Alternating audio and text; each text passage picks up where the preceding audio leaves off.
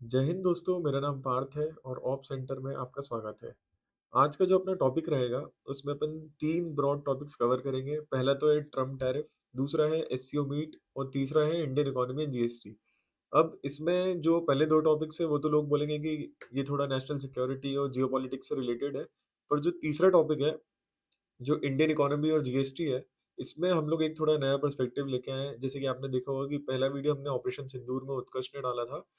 तो इसमें मेरा ये मोटिव रहेगा कि मैं हफ्ते में 2-3 वीडियोज़ ऐसे लाऊँ कि बहुत सारे लोग ज़्यादा वीडियोज़ देख नहीं पाते हैं, तो उनको पूरी जो भी जियोपॉलिटिकल अपडेट्स है, इकोनॉमी से रिलेटेड जियो इकोनॉमिक से रिलेटेड, टैरिफ हो गया, एससीओ मीट में क्या मूव्स लिए इंडिया ने और कौन से फ़ायदे करेंगे, कौन से नुकसान करेंगे, उसका एक ओवरव्यू जो भी व्यूअर है, वीडियो देख रहा है, उसको मिल जाए।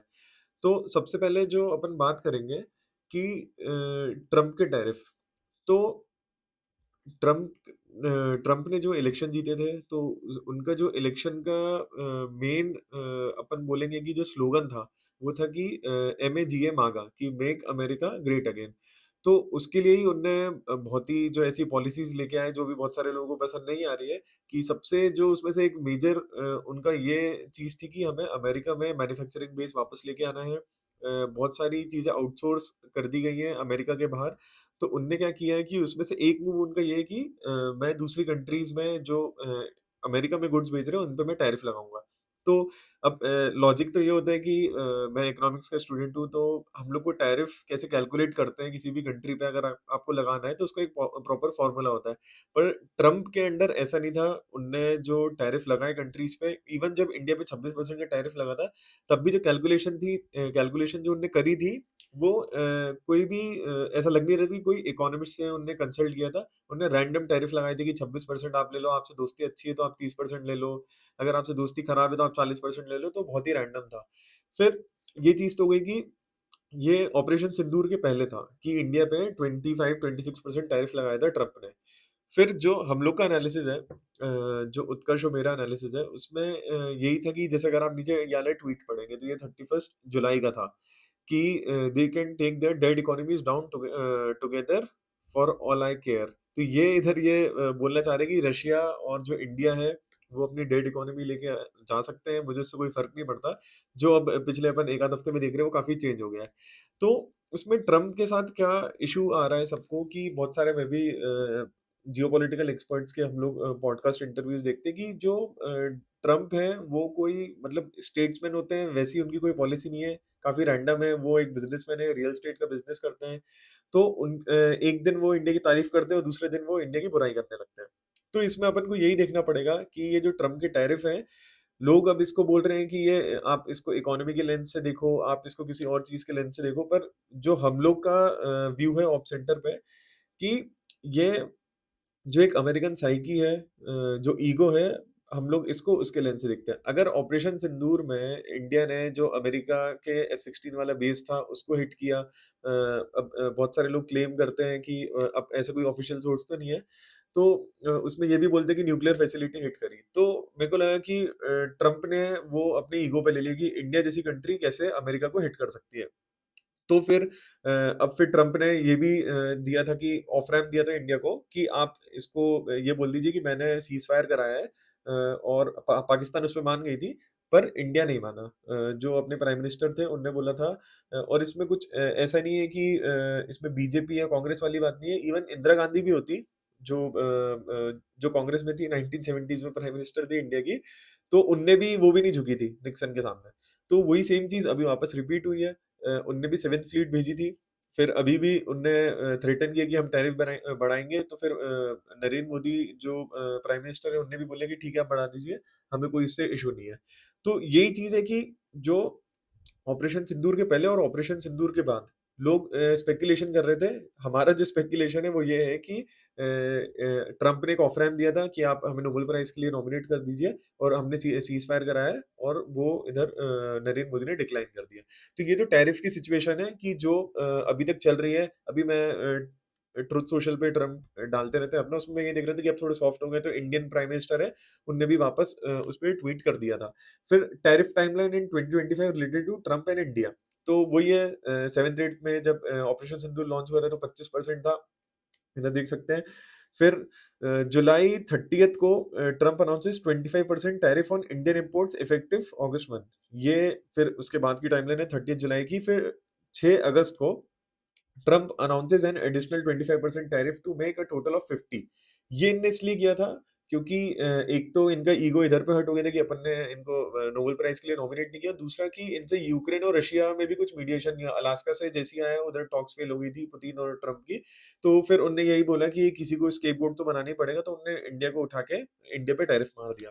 तो ये सिचुएशन है अभी कि अगर आप आपका फेलियर है, एक भी वॉर आप कुछ भी नहीं रुकवा पाए। अगर आप नगोर्नो काराबाग वाला एरिया भी देखेंगे, उसपे भी अपन एक दिन काफ़ी अच्छा डिस्कशन करेंगे। उधर भी यही हुआ कि कंट्रीज़ को बहुत ज़्यादा ट्रेड ऑफ करना पड़ा। तो यही चीज़ है कि एक आदमी अपने ईगो के लिए, नोबेल प्राइज़ के लिए किसी भी हद तक जा सकता है और कंट्री की सॉवरेनिटी को वो ऐसे ही राइट ऑफ कर देता है। फिर 27 अगस्त को the 50% tariff officially takes effect. तो इसमें तो यही था कि 25% के ऊपर कितने भी टैरिफ लगा दो, 50, 100, 200, उसमें ट्रेड तो वैसे भी होना नहीं है कुछ भी। तो ये जो अपनी टैरिफ की टाइमलाइन थी, अगर लोगों ने फॉलो नहीं किया है, तो ये अपन ने उसका एक अच्छा ओवरव्यू दे दिया है। फिर इसमें और क्या हुआ कि जो एससीओ मीट हुई थी, उसमें देखा गया कि पीएम मोदी, पुतिन और जो चाइनीज़ प्रेसिडेंट है, उनकी काफ़ी अच्छी बॉन्डिंग देखने को मिली। फिर पीएम मोदी ने ट्वीट भी किया था। इसमें सब बोल रहे हैं कि जो आरआईसी है, वो वापस रिवाइव हो रहा है कि नहीं हो रहा है, तो वो तो अभी आने वाला टाइम ही बताएगा। फिर जो हमारे टेक अवे थे, उत्कर्ष और मैंने डिस्कस किया कि क्या-क्या टेक अवेज़ रहेंगे कि जो हम अपने ऑडियंस को बता पाएँगे। तो सबसे पहला तो ये था कि ग्लोबल ऑर्डर शिफ्ट। अब Nehru ji non alignment movement लेके आए थे, बांडोंग कॉन्फ्रेंस भी हुई थी। पर जो अभी बोला जा रहा है, जयशंकर जी भी जिसको थोड़ा और विक्रम मिश्री की भी आप प्रेस रिलीज़ेज़ ये सब देखेंगे इंटरव्यू, तो उसमें ये बोल रहे हैं कि हम ऑल अलाइन्ड हैं, हम सबसे अलाइन्ड हैं। हम यूएस से भी हैं, चाइना से भी है, रशिया से भी है। तो ये अब एक थोड़ी नई स्ट्रैटेजी देखने मिल रही है, पर अगर आपने हमारी सॉवरेनिटी पे कुछ किया, तो फिर हम स्ट्राइक बैक ज़रूर करेंगे। तो ये थोड़ा नॉन अलाइनमेंट की जगह ऑल अलाइन्ड अभी जो हमारा एनालिसिस है गवर्नमेंट का, हमें ये लग रहा है। फिर अब इसमें एक इश्यू ये भी आता है कि इंटरनल इंटरफेरेंस बहुत हो रही थी अमेरिका। जो अभी मोदी गए भी एससीओ मीट, वो अलग बात है कि लोग अब ये बोल रहे हैं कि ट्रम्प ने टैरिफ लगा दिया तो एससीओ मीट पे मोदी जी चले गए। ये 8-9 महीने से बात चल रही थी। मैं एक पॉडकास्ट देख रहा था जयशंकर जी का, तो उसमें उन्होंने बोला था कि ये वाली जो चीज़ है, ये हम लोग 8-9 महीने पहले से ही बात कर रहे हैं। ऐसा नहीं मतलब डिप्लोमेसी में या फिर इंटरनेशनल अफेयर्स में ऐसे नहीं होता है कि अच्छा चाइना ने अमेरिका ने हमारे साथ ऐसा कर दिया तो चाइना के पास हम ऐसे भगते हुए 1-2 महीने में चले जाएँगे, ऐसा नहीं होता है। 8-9 महीने से टॉक्स चल रही थी। अभी एससीओ मीट ये सब तो पहले से ही प्रिपेयर्ड रहता है। 2-3 महीने पहले से ही पता रहता है कि आपको कौन-सी मीट में कहाँ कैसे क्या जाना है। फिर तो इसमें जो मेन इश्यू आया था एससीओ मीट में, पहले तो अपन को ग्लोबल ऑर्डर शिफ्ट दिखा। दूसरा कि अमेरिका बहुत इंटरनल इंटरफेरेंस कर रहा था इंडिया की जो पॉलिटिक्स है उसमें। जैसे आप फार्म प्रोटेस्ट देखेंगे, सीए प्रोटेस्ट देखेंगे, मणिपुर में जो भी वॉयलेंस चल रहा है, उधर सीआईए का काफ़ी इन्वॉल्वमेंट रहता है। फिर कास्ट डिवाइड भी आप देखेंगे, बहुत सारे अमेरिकन इंटेलिजेंस रिपोर्ट्स भी हैं, वो भी बोलती है कि जो कास्ट डिवाइड है, वो काफ़ी पुश करती है सीआईए इंडिया में भी, क्योंकि उनको एक स्ट्रॉन्ग गवर्नमेंट इंडिया में नहीं चाहिए। यही सेम उन्होंने इंदिरा गांधी के साथ भी किया था और यही सेम अभी वो नरेंद्र मोदी के साथ भी कर रहे हैं। तीसरा यही है कि पंचशील समझौता जो हुआ था, तो वो अभी भी एक्टिव है कि नहीं है? चाइना अपने जो बॉर्डर्स है इंडिया की जो सॉवरेनिटी है उसपे काम करेगी कि नहीं करेगी? मनमोहन सिंह के टाइम पे डब्ल्यूडीसी हुए थे, राजीव गांधी के टाइम पे भी बहुत सारे एग्रीमेंट्स हुए थे, सबको जो चाइना ने अभी वायलेट किया है। अब ये बोल रहे हैं कि जिस बॉर्डर पे कंटेंशन नहीं है एलएसी पे उसको अपन इंटरनेशनल बॉर्डर डिक्लेयर कर दें। जैसे पाकिस्तान के साथ अगर आप देखेंगे, तो जो जम्मू कश्मीर वाली बॉर्डर है उसको छोड़ के बाकी पूरी आईबी है। तो इधर भी चाइना के साथ शायद ऐसा शेखर गुप्ता जी हैं, बहुत सीनियर जर्नलिस्ट हैं, द प्रिंट में उनका कंटक लेटर करके शो आता है, वो आप ज़रूर देखिए। उसमें वो यही बोल रहे थे कि जहाँ ज जैसे हिमाचल प्रदेश में, सिक्किम में कहीं-कहीं इश्यूज़ नहीं है, उधर पे अपन इंटरनेशनल बॉर्डर डिक्लेयर कर सकते हैं ताकि उधर से फोर्सेस हट हट जाएँ और दोनों ही आर्मीज़ के लिए काफ़ी बजट में सेविंग होगी। फिर जो चौथा पॉइंट है, India is the new growth engine, fastest growing economy. अब एससीओ मीट में भी यही था कि चाइना को भी बड़े-बड़े मार्केट चाहिए, जो अमेरिका है उधर सैचुरेशन आ चुका है, यूरोप में भी आ चुका है। जो परचेज़िंग पावर है चाइनीज़ गुड्स की, वो इंडिया में ही मार्केट है। तो एससीओ मीट में ऐसा आपको एक चीज़ ये भी देखनी पड़ेगी कि ऐसा नहीं है कि इंडिया भगते-भगते चाइना चला गया। चाइना ने भी वेलकम किया, उसकी भी मजबूरियाँ हैं कि उनको इंडिया के जो प्राइम मिनिस्टर हैं, उनको बुलाना पड़ा, उनके साथ बात करनी पड़ी। वो साफ समझ में आ रहा था कि उनको नहीं पसंद आ रहा था। जितनी हमारी रीडिंग थी कि उनको नहीं अच्छा लग रहा है, पर उनके पास भी ऑप्शंस नहीं है कि इंडिया ही है जो अभी 3rd या 4th नंबर पे जो सबसे पावरफुल इकोनॉमीज़ है और उसमें इंडिया भी एक है, तो आप ऐसे इंडिया को राइट ऑफ नहीं कर सकते। जो आखिरी पॉइंट है कि stabilising the oil market, Europe requested India to purchase oil to stabilise the oil market. ये जो अभी बोला जा रहा है कि जो पूरी ऑयल वाली कंट्रोवर्सी, टैरिफ हो गया, एससीओ मीट हो गया, इसका मेन मुद्दा तो ऑयल ही है, अगर आप देखेंगे तो। तो वो यही बोल रहे हैं कि जो रशिया से इंडिया ऑयल खरीद रहा था, वो यूरोप ने ही बोला था कि आप रशिया से ऑयल खरीदिए, क्योंकि जो ग्लोबल ऑयल प्राइस है, जो काफ़ी ऊपर चले जाएँगे। तो एससीओ मीट में भी यही सेम चीज़ बात हुई है कि रशिया से हम और ऑयल परचेज़ करेंगे। पिछले 1 हफ्ते में आप देखेंगे तो इंडिया ने और परचेज़ एग्रीमेंट रशिया के साथ साइन किए हैं।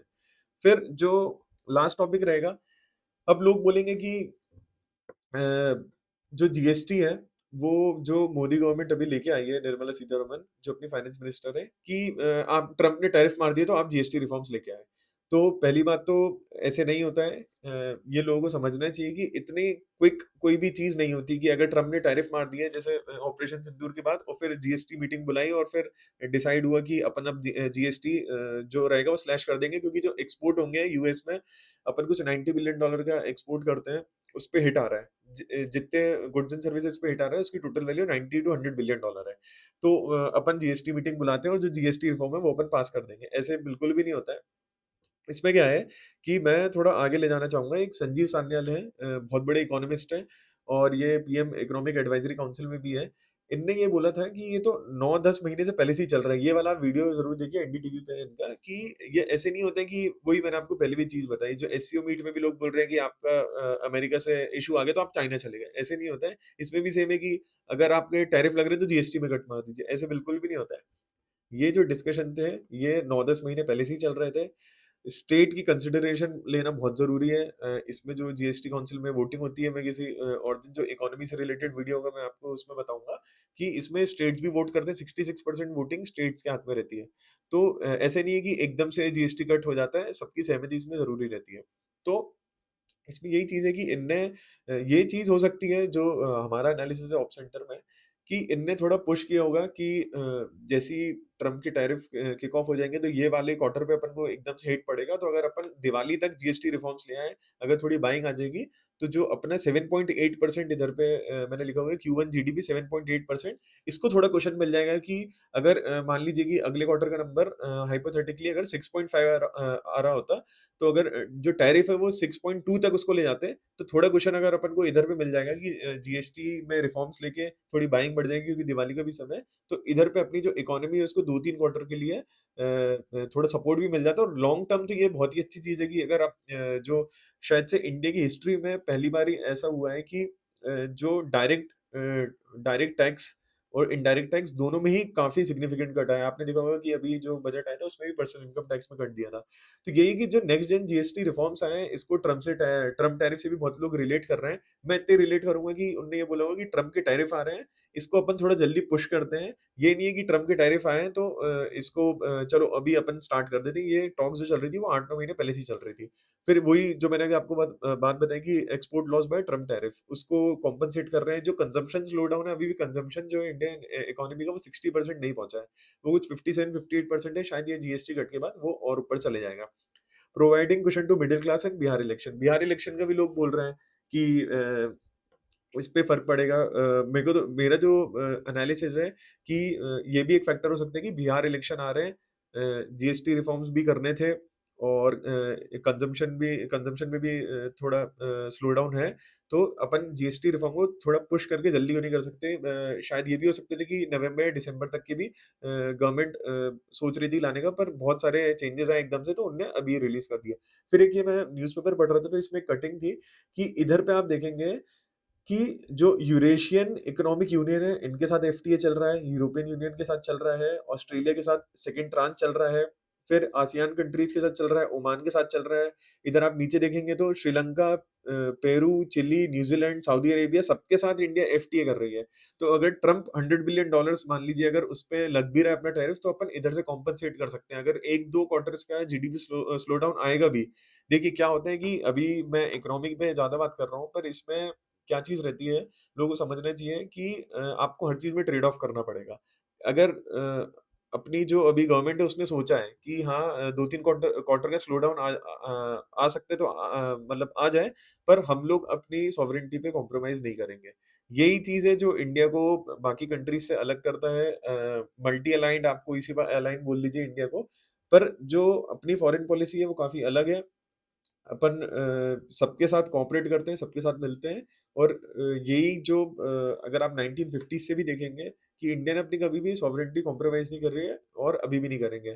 तो ये वाले वीडियो में अपन ने 3-4 टॉपिक कवर किए, आपको कुछ और टॉपिक चाहिए तो आप बिल्कुल बताइए, उस पे हम ज़रूर कवर करेंगे।